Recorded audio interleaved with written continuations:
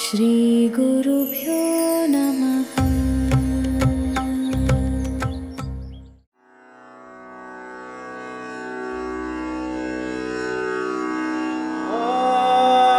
ऐं ह्रीं श्रीं परमानन्दलहरी परचैतन्यदीपिका स्वयं प्रकाश किरणा नित्यवैभवशालिनी विशुद्ध केवलाखण्ड सत्यकालात्मरूपिणी आदिमध्यान्तरहिता महामाया विलासिनी गुणत्रय परिच्छेत्री सर्वतत्त्वप्रकाशिनी श्रीपुंसभावरसिका जगत्सर्गादिलम्पटा अशेष नाम रूपादिभेदच्छेदर विप्रभा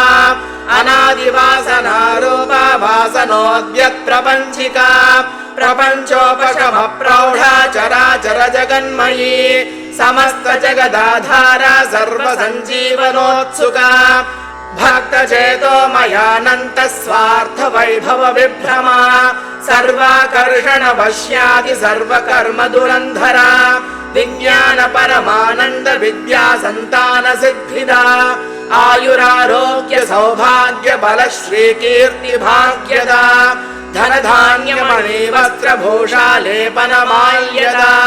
गृह ग्राम महाराज्य साम्राज्य सुखदायिनी सप्तांग शक्ति संपूर्ण सार्वभौम फलप्रदा ब्रह्म विष्णु शिवेन्द्रादि पद विश्राण नक्षमा भुक्ति मुक्ति महाभक्ति विरक्त्यद्वैतदायिनी निग्रहानुग्रहाध्यक्षा ज्ञान निर्द्वैतदायिनी परकाय प्रवेशादि योग सिद्धि प्रदायिनी शिष्ट संजीवन प्रौढ़ा दुष्ट संहार सिद्धिदा लीला विनिर्मितानेक कोटि ब्रह्मांड मंडला एकानेकात्मिका नाना रूपिण्यर्धांगणेश्वरी लीला विनिर्मितानेक कोटि ब्रह्मांड मंडला एकानेकात्मिका नाना रूपिण्यर्धांगणेश्वरी शिवशक्तिमयी नित्य शृंगारैकरसप्रिया